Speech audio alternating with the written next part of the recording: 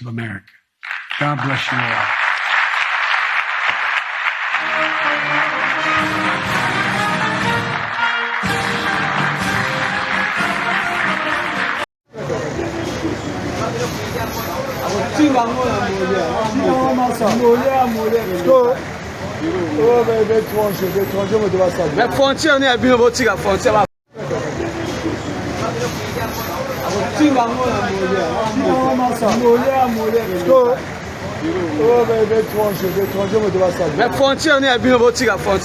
Décidément, cette campagne américaine, on ne s'ennuie pas. Il va y avoir l'onde de choc. On en est l'un de ses effets. Si on en parle jusqu'ici à Paris, c'est vous dire l'onde de choc aux États-Unis, même si effectivement, comme le disait Aude, on s'y attendait plus ou moins.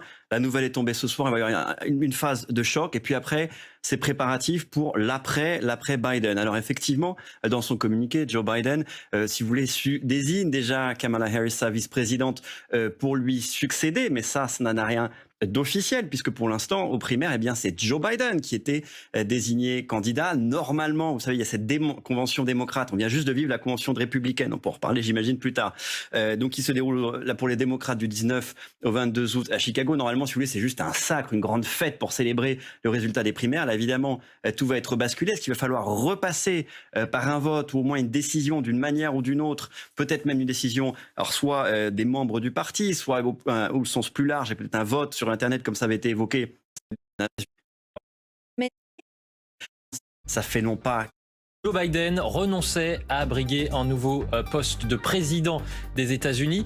On va y revenir tout au long de la soirée. On est ensemble jusqu'à quasiment minuit. En plateau avec nous pour en discuter, Ben Barnier, grand reporter spécialiste des questions internationales, ainsi que Aude Soufi, également éditorialiste spécialiste des questions internationales. Ben, je commence tout simplement par une question très simple. Pourquoi maintenant ? Pourquoi cette décision ?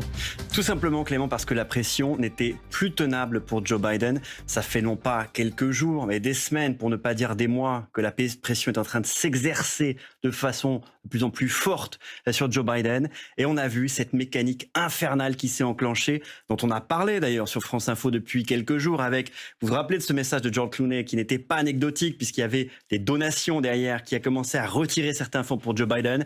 Puis des démocrates, certains très importants, dont Nancy Pelosi, ancienne présidente de la Chambre des représentants, qui a retiré son soutien. Et puis là, on l'a vu se retirer dans sa maison. Et le New York Times, comme journal démocrate, journal de gauche, qui a retiré son soutien à Biden. On savait que ça allait peut-être intervenir ce week-end. Et la nouvelle est tombée. Peut-être une porte de sortie, justement, cette question que Joe Biden avait le Covid. Il a pu s'isoler, peut-être un petit Of America. God bless you all.